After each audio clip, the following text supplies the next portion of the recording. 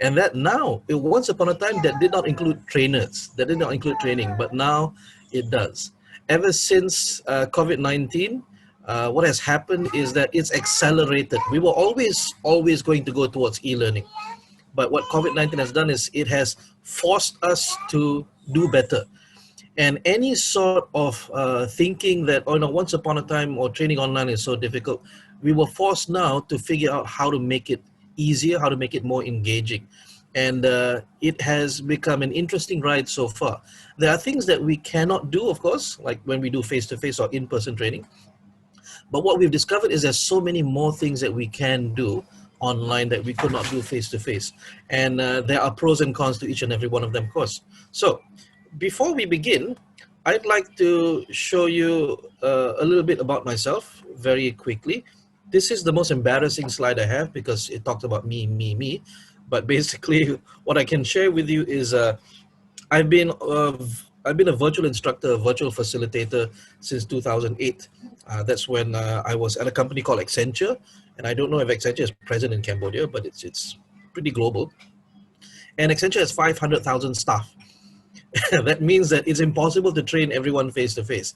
So they had to implement a virtual learning structure. And I was part of that structure. I was teaching people globally in different time zones, sometimes very different from my time zones. And I had to learn how to be engaging. I had to learn how to use different tools to make them feel less like they're sitting in front of a laptop and more like they're actually interacting with someone. So when people say, oh, online learning is so difficult, we always fall back to the, hang on a sec, you have had long, interesting conversations on the telephone with a good friend, with a family member. So how is this different? Well, it's different because of the engagement, because of the passion, because of the emotion, which means human beings, they still need to connect. Even if it's over a gadget, even if it's over internet, there needs to be that connection. If you can solve that connection, not the internet connection, if you can solve the heart-to-heart connection issue, then the mind or the learning or the information issue becomes easier. And that's why most meetings online don't do well, because you're only focusing on transferring information from mind to mind. There is no connection from heart to heart, which actually makes it a lot easier to learn. So I'm going to be sharing with you today for a couple of minutes, tens of minutes, what are some of the things I use, what are some of the tools I use and things I do to help keep engagement with people. But before that, I love this video and I want to show it to you because if only technology could do this, and I believe one of these days it can. Yaptığımız bir şey belirtmek için. Atıyorum I am going to play football. Futbol oynamaya gidiyorum diyor. Şu anda çıktım gidiyorum ben top oynamaya. Buzzword geçmişte yaşanmış fakat telefonları kaldırın. Son kez tekrar ediyorum. Masanın üstünden indir telefonu. That's probably still a long way off, but one of these days, we will find it happens. Okay, now tell me in the text chat, for whom, for you, did that video play well, continuously well, no breaks? So tell me yes in the text chat if that video came in very clearly. The sound, the video, okay? For those who did not, it was like breaking up, give me a no. Okay, so when the connectivity, the internet connectivity is good and strong, this is a case study or a sample of when it can go well. But what about when it doesn't go well? What do you do? So you need to have backup plan upon backup plan upon backup plan, depending on the level of connectivity. And the lowest level of connectivity you can have is text chat or rapid, a quick response. And quick response could be anything from WhatsApp to Telegram to WeChat. Correct, it is not ideal, yeah, but teachers in Malaysia, especially thinking about during the lockdowns, they actually use WhatsApp and Telegram to teach, and it's worked very, very well. All you need to do is have that human connection, human emotion, and you can get it across. I know some of you are skeptical, but if I share a few case studies, one of my friends actually taught meditation of all things over WhatsApp for a week, and she got rave reviews. They said it was just like being there. Why? Because WhatsApp can do many things, including send pictures, send videos, send text, send voice messages, and it has the flexibility of you learning anytime. anytime you want. So that being said, let me ask you, what worries you about online learning? Please share with me. I'll give you 3 minutes. I'll mute my mic. I'll mute my camera. Please tell me in the text chat, what worries you about online learning? Here we go. 3 minutes.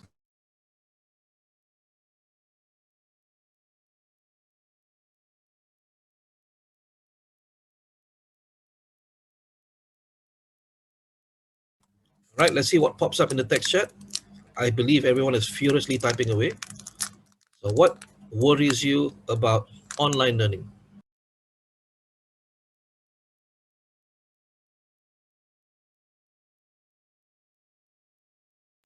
Tina says distractions and not being able to focus. All right, thank you. So that's from the participant side, from the student side, and sometimes even from the teacher's side when you have your son walking around.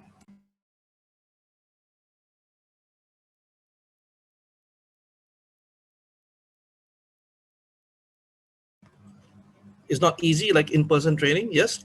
Not easy for whom? For the learners or for the teachers, for the trainers? Not understanding the emotional intent of a conversation, especially when you're using chat. That's correct. That's correct.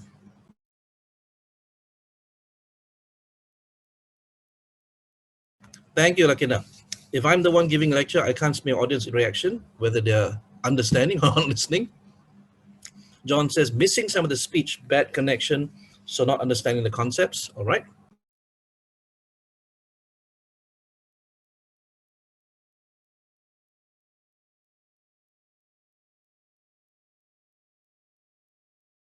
Anything else? Have we gone through everyone already?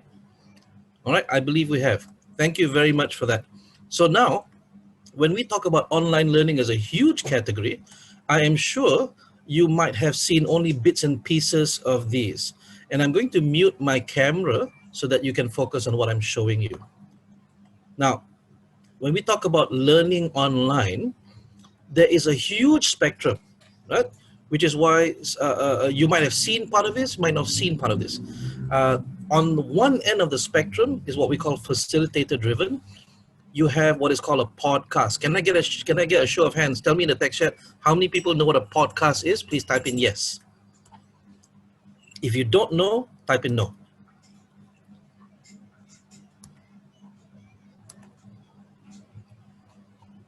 All right.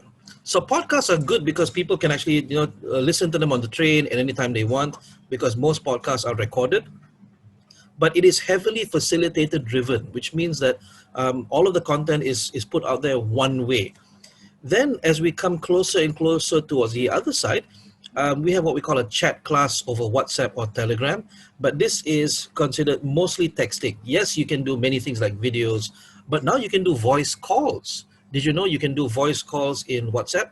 A group call, if I remember right, up to 8 people over WhatsApp right now. And then we come to what is more familiar, which is a virtual class, which is what we're doing right now. What is the difference between a virtual class and what we call a webinar? A webinar is mostly one way. It's very controlled. You cannot ask questions at any time. You will not get responses at any time. But a virtual class like what we're doing right now, you can respond in the text chat and I can respond to you and we can talk and we can chat. Then what we have what we call a recorded class.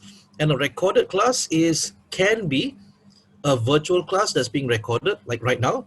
Hello, everyone who's watching this recording. Why are you not here with us having fun? It's a record of a actual class, or it can be a record produced like a movie, like an episode of a TV series of a class that's been set up just for that. So if I were to give you an analogy, a virtual class is theater, a recorded class is a TV episode, right? So you can still edit, you can still edit out bloopers, you can retake stuff like that. But when you record a virtual class, then you have babies walking around, you have distracting noises as well that's in there. So you're actually watching what has happened. Now, if you look very interestingly, right now I'm at home, and I think you can hear in the background there is a guy in a lorry who's looking for second-hand items to be sold.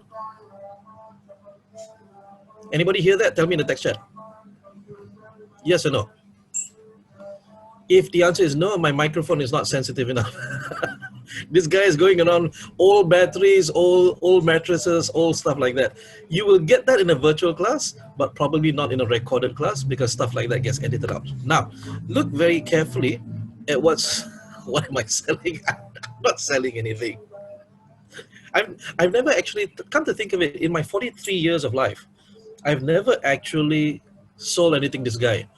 It's just he's just going backwards and forwards. Do you have this in Cambodia? Do you have these people coming around asking for secondhand stuff to buy over? They used to have newspapers. They want to buy newspaper, but this guy buys everything. So coming back to our topic, as you can tell, stuff like this, tangents happen in virtual class, not in recorded class. Now look below there. There are two basic tools that we will be talking about today. Video conferencing and material repository. Without these two, very difficult to do a virtual class.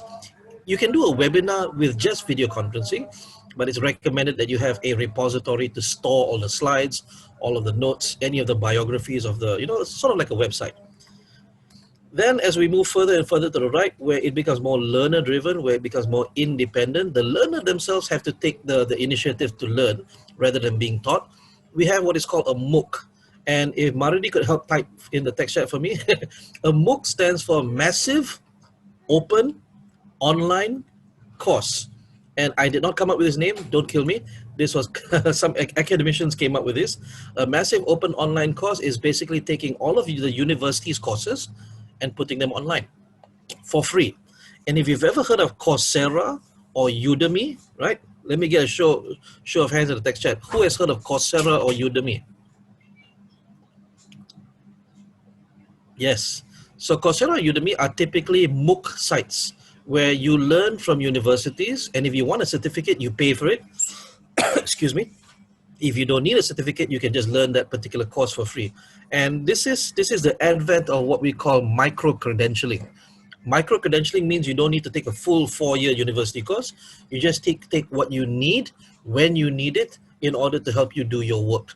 And now universities are offering micro-credentialing in the sense that you get that certificate just for that course rather than the whole 4-year program. And the base of that is what we call a learning management system. It is a software. Well, if you know Coursera and Udemy, when you get into Coursera, module 1, module 2, module 3, you have to take, there's quizzes, there's tests you have to take. That is the LMS. That is the learning management system. Furthest right, and this is the right now, the most advanced version of an LMS is what we call an LXP. LXP or LEP stands for Learning Experience Platform. And the biggest difference between an LMS and an LXP is that it has AI, it has artificial intelligence that is running all of the systems underneath. Now, why AI? Well, if you have ever watched a YouTube video, you will notice that the more of a certain kind of video that you watch, the more YouTube tends to recommend to you similar kinds of videos. Why? Because the artificial intelligence behind YouTube is watching you, observing what you click, how long you watch it, what you don't click, what you ignore, and then it goes, oh, Derek likes these kinds of videos. Okay, I shall push to him more of the same kinds of videos. This happens with Facebook. You notice you get certain kinds of adverts. It happens with Google, also certain kinds of adverts. So the AI that's used for advertising is now used in the LXP for learning. And when you do well or not well in a course, the AI determines, okay, he's not as smart as he thinks he is. Let's give him another module, suggested module for him to study so that he can better understand the next module. So just like YouTube or Netflix gives you suggestions, the LXP will also give you suggestions on what to learn. Now, that is the whole spectrum. But what you're really here for, I believe, is this. I believe you're here to understand more about webinars, about virtual classes, and a little bit about recorded classes. So that being said, how do we deliver so that people understand, so that people are engaged? There are basically 3 T's that we need. The proper tools, the proper teaching methods, and the proper design techniques. So let's talk about tools first. When we connect, you need to have video conferencing tools. That's you can't do without that. Otherwise, we're not going to be here today. Some of the more popular ones, sorry, for some of the popular ones are MS Teams. Skype, I really need to remove this logo because nobody uses Skype anymore for learning. Zoom, what we're on right now, WebEx, and there's one more I want to add, which is Google Meet. Google Meet is coming up really fast right now. And Maradi, if you can help me out, type out in the text chat, because I did not put names here. I just want to make sure that everyone is on board. MS Teams, Skype, Zoom, WebEx, and the last one I did not add in, which is Google Meet. These are really powerful video conferencing tools nowadays. I personally prefer Zoom. I've invested in Zoom because it has the most learning functionality. For meetings, everything else is okay. But Zoom has more functionalities which is suited for training. In terms of material repository, oh, I did put I'm sorry, I did put Google Meet there. I've updated the slide. In terms of material repository, we have Google Classroom. MS Teams also serves as a material repository. We have openlearning.com, which is similar to Coursera and Udemy. Only difference is you can actually run your own courses there. You can even have your company run their courses there internally for your company. There's a deal, there's a package that you can buy from Open Learning where it becomes your internal LMS. We have Padlet. I'll show you a little bit later.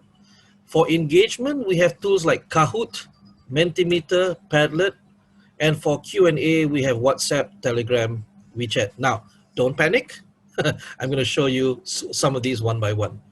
Now, if you have questions at any time, tell me in the text chat. Yeah. First, I'm going to show you Google Classroom. Okay, let me find it. Where did it go?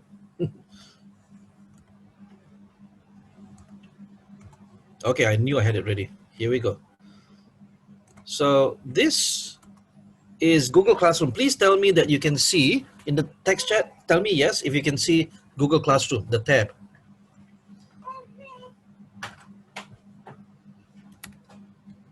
Okay, cool. So what is Google Classroom? It is a learning management system that is very, very simple. And as you can see here, I have a lot of classes that I run. Some of these classes I run, for example, like Brand Yourself, Speed, Leap. That's a leadership program. Speed is a problem solving program. And as already mentioned by Gabriel, I founded a certification called the Virtual Learncaster, and we are now up to VLC 8. VLC 8 is due this Saturday. They have to complete their final assessment. But as you can see, there are some faces here. There's Lily Lau, there's Wendy Barlow. These are the classes I'm attending. So there's a difference. The classes that I'm running doesn't have a face next to it, but the classes I'm attending, these are the faces of my teachers. So if we were to go into example VLC 8, okay, there are four areas here from a teacher's perspective. You have the stream, which is where students can have discussions, but I don't want them to discuss. We actually discuss in WhatsApp, so there's nothing here. This is similar to Facebook, where people can comment, they can post, and they can comment. The third one is grades. So this is a bit PNC, but you can tell who has submitted their assignments and who has not. Okay. These are the students or the participants. And by the way, these are all lecturers in university. So I'm teaching them how to teach their classes. And when you look at classwork, you can actually categorize things according to class on the side. And you can add in documents, you can add in PDFs, videos. You can add in links. So for example, here is class 1. So class 1, this was the meeting link for class 1. When they wanted to attend it, they click on that. And this is the video recording for class 1 in case anybody missed it. Okay, tell me if I'm coming in loud and clear, because somebody says to me my connection is unstable. What does it look like? What does it sound like right now? Okay, John says okay for me. All right. So if it's okay for you, then it's okay for me as well. All right, thank you. So this is basically just a quick run through for Google Classroom. Okay, you can actually set test assessments. You can tell them what is the rubric. You can tell them what to do. You can also have for here learning resources. So this is just material or links. Okay, what questions do you have in Google Classroom? Please ask me now. Tell me in the text chat. If you have no questions, give me an N so I know to proceed. N for Nadzrin. Okay, if I see everyone type in N, then I will proceed. Thank you so much.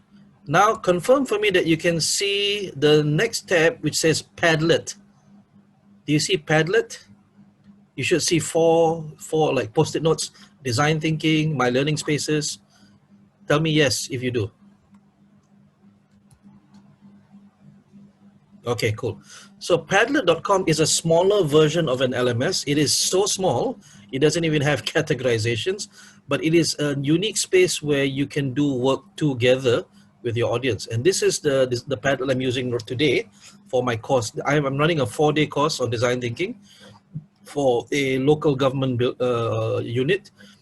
And I just cleared this. It was a mess. I just cleared this because I want to give it to you guys to use. So what I'm going to do, I'm going to copy link to our chat, and you should see in the text chat a link.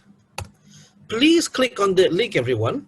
It will open up your browser and you will be able to type in to this page. All you have to do is go to the bottom right of this page and you will see a pink cross. Click on that pink cross and you can type in anything. That's the title and that's the body.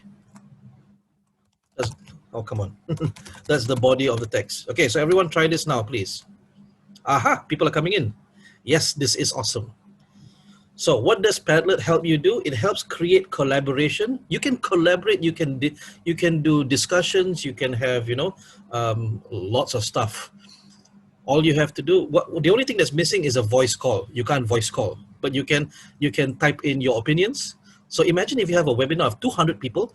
Okay, I want everyone to answer this question. What do you think of your education in the last 4 years? I'm going to give everyone 5 minutes. Then you have 200 post-it notes appear at the same time. Something you could never do face-to-face, something you could never do in a class face-to-face, right?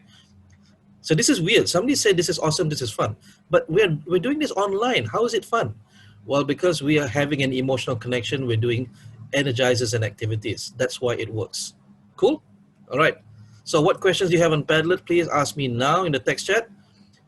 If there are no questions, give me an N so I can proceed. Please help me out there. What questions do you have? Okay, some people are messaging me privately. Is there a way to limit the responses? Well, John, if you're asking about, bad words or swear words, yes, there is a built-in function to limit bad words in English, but not any other language. In terms of how many, I have not found the upper limit yet, nor have I found a way to limit how many responses. Does that answer the question, John? There's always pros and cons to these apps. Yes, but I wasn't sure what you were asking. Is it the bad words? Is it, complaints and stuff like that? It is pretty open.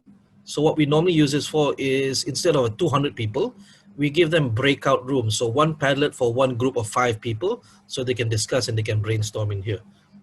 It's not actually meant for 200 people, but even if it is, then there is a way you can insist that they sign in. So they sign in with a Gmail account or something, so you can identify them. Notice my name is the only one that pops up because I'm signed in.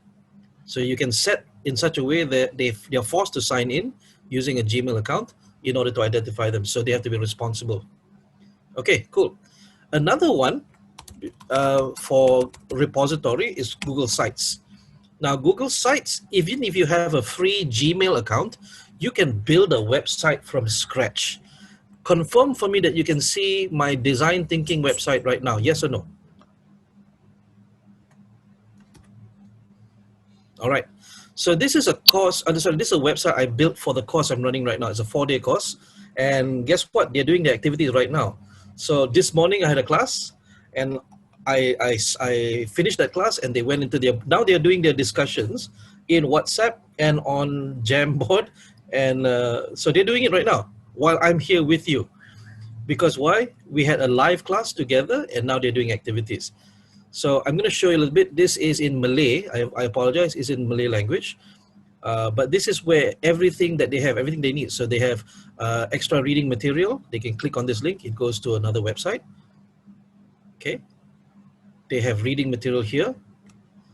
They have their teams. So if you click on teams and you click on, say, team 1, it goes into a team 1 page. They can click on this and they join their WhatsApp group. This is how I break them up into their WhatsApp groups, and they can go to the Jamboard. So Jamboard, I'll explain just a little bit later. It's coming soon. If you click on day 1, you can actually design the whole course in here. Module 1, Introduction to Design Thinking. You can put a video for them to watch, and you can actually give them assignments. So this is assignment 1, Understanding Design Thinking in Malaysia. And they submit their assignment here. So if you click on this, I've set up using Google Forms. I hope everyone knows what a Google Form is. You can use it for registration, you can use it for feedback, you can even use it for exams and tests. But I use it so that they type in their name, okay? They select which assignment are they submitting for, maybe assignment 7, okay? Oh, that's a required question. And they click on add file so that they can submit whatever assignment that I've asked them to do.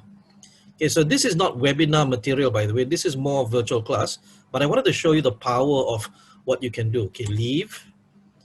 So let me show you the back end of this, okay? This is what participants see, but if you were to design it, this is what you see from the back end of Google Sites. Look at this, this is amazing. Okay, you can actually add pages. Okay, new page, let's call it this webinar. All right, so this webinar, you can insert a text box, you can insert images, you can embed a YouTube video, a calendar, a map. Basically, you can build a website from scratch for free without needing coding knowledge. Okay, so you can embed anything, forms, charts, sheets. Let's just say if you embed a video, okay, what do I have uploaded? I have this. I can put the video right in here, and when I save, they can play it from here. They don't actually have to go to YouTube. And then when we publish, that what happens is it goes live. So yes, this is free from Google, provided you have a Gmail account. Okay, once upon a time, it was paid. You need to have a G Suite account before you do it. But now, all you need is this. So imagine if you're running a webinar, a one-time webinar, and you just have one page. All of the speakers' bios are there. You can have a feedback link that they can click on and stuff like that. All right, tell me, are we good to go? Do you understand? Tell me yes in the text chat. All right, now I'm going to ask you another question. What's your opinion of this so far? You can turn on your microphone and tell me. What's your opinion of this so far? It looks fun and engaging, yes, but there's a lot of work to do behind it. So if you are ever in training, you know there's always a lot of work to do for the workbook, for the notes and stuff like that. So it's just, it's not less work online, it's just a different kind of work. Okay, cool. Last but not least, for the tools, this is what we call a Jamboard by Google. As you can see, this is the course that's running today. So there's Team 5, Team 12, they're discussing stuff. Yesterday, they were discussing about how to improve. Let me share with you Team 9, their discussion over Jamboard, what they wanted to present to their university campus. It's called a breaky box for lecturers, because they notice most lecturers don't have a healthy breakfast before they come to school, come to their institutions. So they wanted to start a healthy breaky box. They call it HBB, I think. And they presented this yesterday in class. Okay, so let me give you a Jamboard to work on. Let's go back here. It is free of charge by Google. All I have to do is click New Jam. Okay, so this is you and me, our jam. Oh, I have to check. Everybody see my Jamboard? I just need to make sure. I could be chatting alone, I'll be talking alone. Does everybody see my Jamboard? Alrighty then. So then I click on share, and I change this permissions to anyone on the internet with a link, and I click editor. So what happens now, is when I copy this link and I put it into the text chat, okay? Now that link allows you to come into this Jamboard and draw. So everyone click on the link, come in, okay? Anonymous and Ethan just joined. I can set it so that you're forced to sign in, but today it's free. You see there's a pen on the side, you can draw using that pen. There's an eraser, you can also erase. There is post-it notes, sticky notes that you can use to type in. Okay, there's pictures you can import. Okay, so maybe photos. Do I have any photos? Yes, I have my picture. So I can put in my picture. I can draw circles. All right, so now I'm letting you type in anything. Go ahead. Do what you want in here. Is everyone here? Yes, I see someone drawing something small. The toolbox is on the left side. So you can click on pen, you can click on circle, or you can draw a square, stuff like that. You can type in using the text tool. There's a T. You can put in a sticky note. It's like I have a share whiteboard. Yes, yes you do. Okay, go ahead. I'll give you about 30 seconds. Just have fun in here.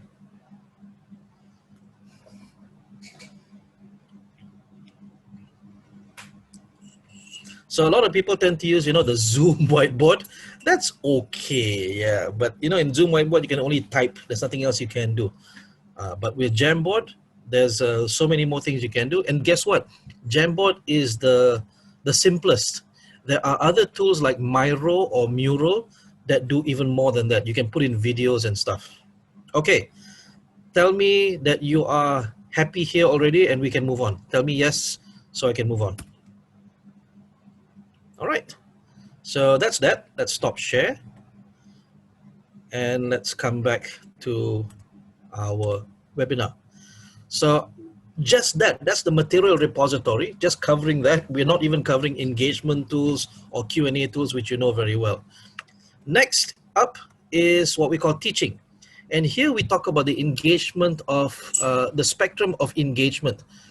You as a teacher, you as a presenter, you as a lecturer, or whatever you're doing, whether in a webinar, you need to identify at what level are you engaging. Are you engaging as a sage, which means you're a subject matter expert sharing your knowledge? A lot of forums, I think the recent webinar we did as well, which was half offline, half online, that was a lot of sages on stage sharing their experiences, sharing their ideas at a very high level. And that's fair. Most webinars tend to be high level. They don't actually teach you how to do. But as you get closer and closer to the end, you can choose to be a facilitator where instead of sharing your ideas, you get the participants or the audience to share their ideas and then have a discussion. Now, can this be done online? Yes, definitely it can be done online. Because of all the previous tools that we showed you, it can certainly be done online. Or you can choose to be a teacher where the students listen to you, you tell them what is and what is not, you give them exams, you give them tests, or you can be an instructor. What is an instructor? It's someone who teaches you specifically how to. Now, to prove that you were listening to what I just said, if you wanted to learn how to bake a cake, who would you go to? A sage or an instructor? Where would you go to? Tell me in the text chat. If you wanted to learn how to bake a cake, who would you learn from? A sage or an instructor? Yes, John says instructor. Okay, Nat says instructor. Who else? If you learn from a sage, you know what would happen? I once traveled to Bali where they cook a particular way. So the sage will only tell stories, share experiences, but an instructor will say, step 1, crack 2 eggs. Step 2, put in 500 grams of flour. Step 3, do this. Step 4, do this. A teacher will teach you the history of cooking, history of baking. A facilitator will ask you, so what do you think is the best way to bake this cake? All right. So an instructor is someone who deals with step-by-step technical knowledge. And this is why some people get confused when they go online. They go, I want to teach my audience how to do something very specifically, but some people say you shouldn't have too many slides. You shouldn't have too much words on slides. Well, you see, that's the advice that sages give. When you, as a sage online, of course, you don't use too many slides. And the only slides you use are those with inspiring pictures of mountains. And you talk to those slides, right? So maybe a sage has only 3 slides, but an instructor is compliance oriented. He or she needs to control the output. So more slides, more text. And here's the thing, the best part is a sage will use a webcam more often, whereas an instructor does not use a webcam at all. Why? Because they need the audience to focus on the content, not on their face. When you want to build an emotional connection, you use sage and facilitator. When you want to build a logical connection, you use teacher and instructor. But at the same time, we also need to make sure that we can engage them. So how do we do this? If you run a webinar, you want to engage them before the webinar starts. Yes, a webinar is maybe 1 or 2 hours, but before that, you could send out a survey. You could send out an email asking a particular question. Please think about this before you come to the webinar. Please think about what you're going to do after you graduate from university to prepare you for the webinar's content. So you get them ready. If you run a long course, I typically run 1 month virtual courses. Then what I do is 7 days before the course starts, I engage them over WhatsApp. We do some activities to get them ready to use Classroom, to use Zoom, because not everybody is tech savvy. So we spend those 7 days getting them comfortable with the tools, getting them comfortable with the way we're going to do this. And then we get them to participate just before, we engage them just before the class starts. So everything else is done over WhatsApp. Let's just say class is at 9 a.m. or class at 9 p.m. at night. At 8:30, I will go into the WhatsApp group and go, hi guys, we're going to start our class in half an hour, and today we're going to have really amazing things for you. So who will be joining our class today? Give me an I. And then they go, I. Oh, only 3 I's today. All right, the 4 of us going to have fun. And then you see more I's coming, because then they'll realize, oh, Nadzrin actually expects an answer. And when we are in class, if you've noticed, I've been doing this. I've been asking you to type in yes or no. I've been asking you to share with me. I've been asking you to do things. Why? Because then I know you're not multitasking. Then I know that you're engaged. When I ask you to explain something back or give an opinion, then I know you're actually listening to what I was saying or sharing the content. At the same time, we run simple activities. Do not do complex activities online because people get confused. Sometimes they walked away for a while, they had a discussion with someone, and then when they come back, they're totally lost. So always run only simple activities online when you're doing a virtual class.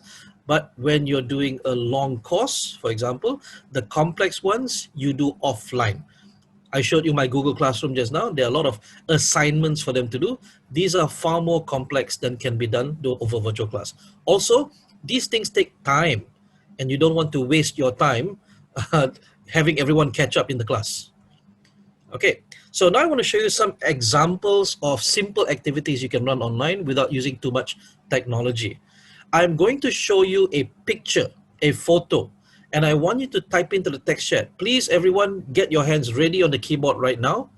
The moment I show you the photo, I want you to type in your first impression. You can type in anything you want, I don't care.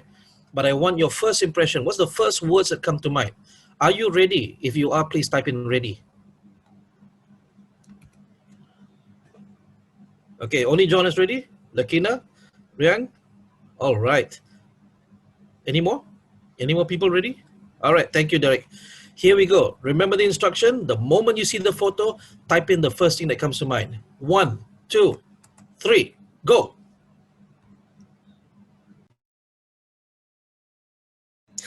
Thank you, John. Revolt, finger. Any more? Some people are thinking. Don't think. Tell me immediately. Nell says middle finger. Some people are shocked and surprised at this, but you should have seen if you looked at the title of the slide, it should have given a clue that the whole point of this activity is to have you think critically. And when I show you the second picture, then you'll understand why.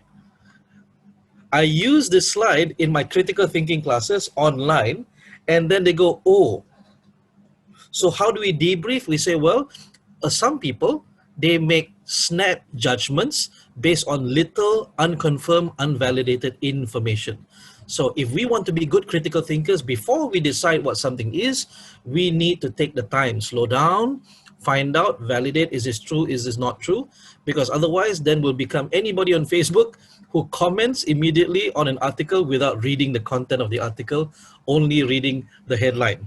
All right, so that's an example of critical thinking. Let's try something different. Here's creative thinking. Please find me a piece of paper and a pen. I want you to draw something. So please, when you're ready, type in ready. Find an empty piece of paper and a pen. When you're ready, type in ready.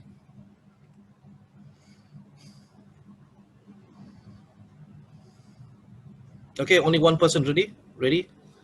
Go ahead, take your time, go and find your paper and pen. Ray, thank you, Derek. Okay, here we go. I'm going to show you a diagram. I want you to draw a diagram. And don't worry, this is not critical thinking. This is not a trick question. I really want you to draw this. Draw this diagram on your empty piece of paper now. Okay, this should be easy. Now, I'm going to give you 45 seconds. Please add on any detail you want to this diagram to turn it into another picture. Make it look like something else. Ready? 45 seconds starts now. Go. Just add on until you turn it into another picture.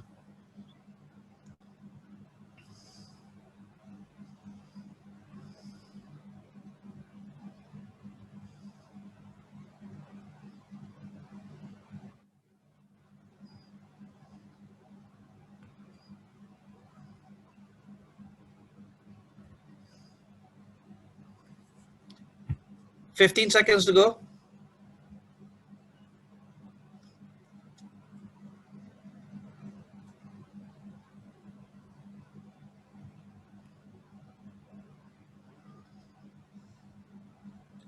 Five, 4, 3, 2, 1. Okay, I'm not going to ask you to share what it looks like. All I'm going to ask you to do is, let's take a snapshot of your creativity right now. Our creativity can wax and wane throughout the day. Okay, sometimes we're more creative, sometimes we're less creative. At this moment right now, this is a test that captures how creative you are. So if you drew a man in a hat, or you drew a bird of any species, be it a duck or a chicken or bird, anything, I want you to give yourself 1 star. Typically, usually when it's 1 star, it means you're distracted or you have a lot of work to do. While you're on this webinar, you are thinking about other things at the same time. All right. If you drew anything other than a man in a hat or a bird, give yourselves 2 stars. Okay, cool. So now, if you drew something other than a man and a bird, but now when you look at the line, you cannot see the line anymore. The original line is obscured. It is not as obvious as before. You can't, even if you look hard, you go like, where's the line? Wow, it's totally disappeared into the drawing. Give yourselves 3 stars. It means that if you have 3 stars, you are either very creative naturally anyway, or you have nothing else to do today. Nothing is bothering you, or you have the ability to focus on the webinar. You say, no, I'm in a webinar today. Nobody disturb me. So tell me in the text chat, how many stars did you give yourself?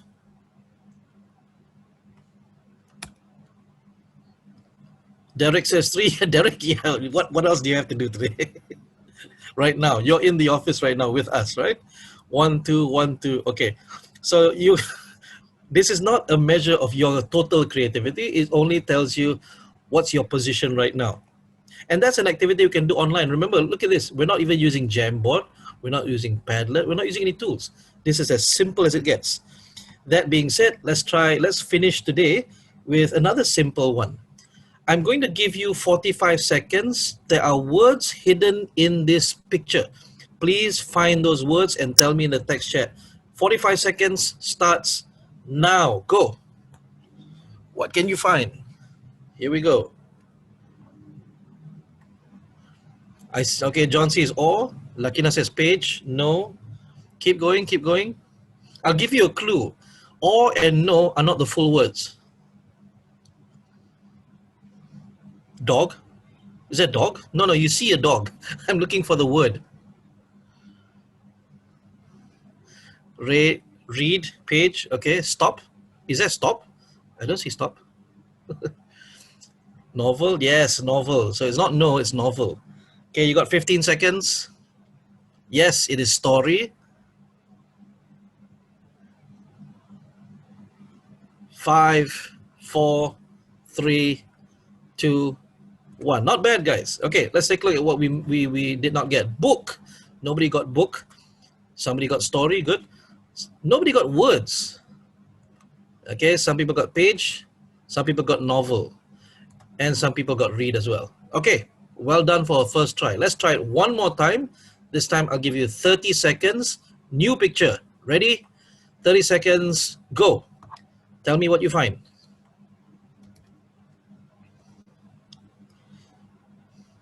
Oh, yes, sorry about that. You did, Eric.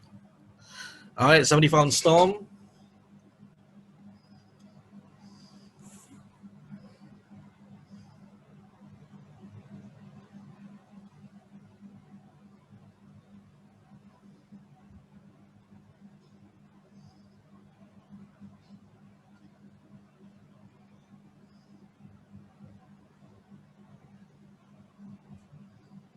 Damp? How did you find damp? Is it damp? Wow, not bad.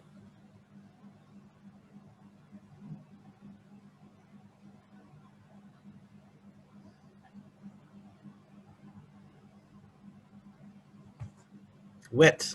Okay, time's up. Well done. Looks like we got everything. Anybody get clouds? We found stormy. Puddle. Anybody get puddle? Wet. Showers. And damp. Not bad, not bad.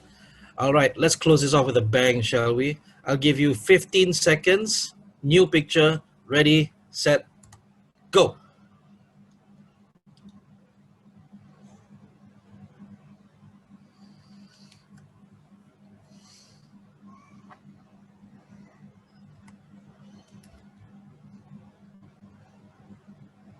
Ten seconds.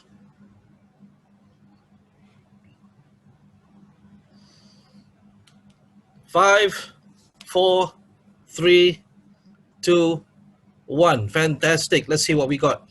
Frost, ice. Anybody get ice? Anybody get mittens?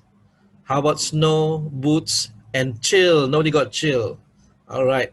Thank you very much for playing, everyone. This was not my intent to make you feel like kids, but it was to show you, to prove a point that you can still engage people with nothing more than just pictures and circles on a PowerPoint deck. And let me share with you one other thing that I like to do with people. I have run team building activities online where people, teams have to draw a teddy bear together. No discussion. They cannot talk to each other. They cannot say, you draw this, I draw this. No, they have to work out how to draw a whole teddy bear together. The first round, no discussion, and they have a horrible looking teddy bear. Second round, I allow them to discuss for only about 10 seconds, and they get a bit better. Third round, I give them the opportunity to try out different tools. And what happens is they discover that, oh, okay, meetings don't have to be long. If we go straight to the point and we focus on what the outcome is, then it is easier for us to work together rather than chit chat. And they come out of that going, oh, okay, now I know what I need to do with my virtual meetings. So, ladies and gentlemen, that's all I have for you. Basically, in conclusion, the 3 things we want to take care of, whether you're running a webinar, but even more so when you're running a virtual class for training, is you want to have dependable tools. Internet goes out, there's nothing I can do for you, right? So you need to have good, strong internet, but you must also have good mastery over your tools. Of course, what I've shown you today is the maximum usability, but if you're running only a webinar, then these things come into play as well. They can also be used at much lower need. Teaching, the techniques that you, sorry, the teaching methods you use must be creative in engaging the audience, and the techniques that you have must plan the session well from beginning to the end. And that's what I've done for you. We started at 10:05 on my side, 9:05. It is now 10:05, which means that we have used the exact amount of time necessary for this webinar. And I'm going to hand this back to Maradi for to handle. And if you have questions, please ask now, or please turn on your microphone to comment. Thank you very much, everyone.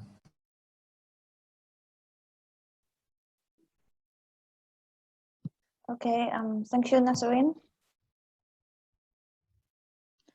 Thank you everyone for attending our webinar today. And as I mentioned earlier, that I will send you a link to complete feedback form. So you can click on the link. I will send you in the box chat. So while you're clicking on the link to type it in, can I request anybody to share with us, what do you think so far?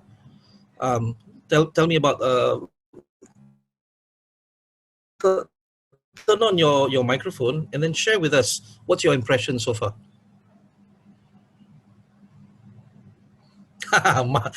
Mark says I was guilty of multitasking. But did we manage to pull you in as a result? You go like, oh, I don't want to multitask and come back in. Yeah, sorry about that. Yeah, you did. I thought it was really good. All right, thank you. Actually, I want to try all those things that you were doing, but yeah, I'm gonna have to look and see if I can. I hear a but. Find those programs. Well, are we sending them the slides? Hang on a sec. Maradi, are we sending them the slides? Yeah, sure.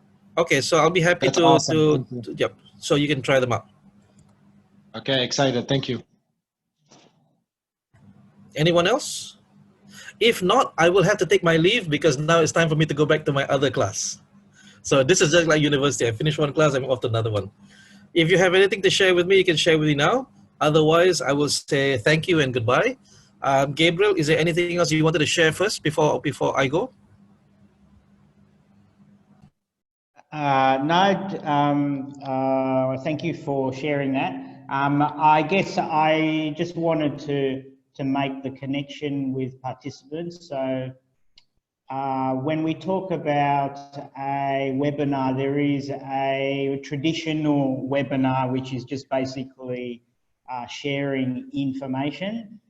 But in this day and age, it is not so engaging. So our view of what is more effective as a webinar is not just giving information, but making the experience enjoyable for the participants, and also making it much more valuable. So in our view, a webinar now, or a more effective webinar, is more a hybrid between a learning session for the participants where they can get some value and they can be engaged, as opposed to the old style of a webinar, which was more just somebody talks and people listen and it's not very engaging.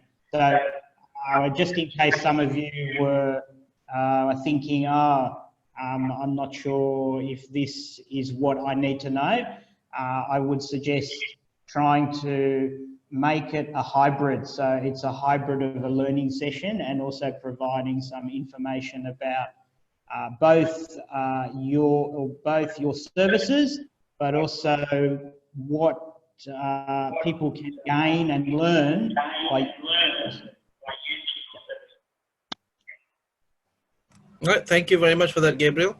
So thank you again, everyone, for being here today. I will be signing out, and I'll be saying, see you again sometime. Bye-bye, everyone.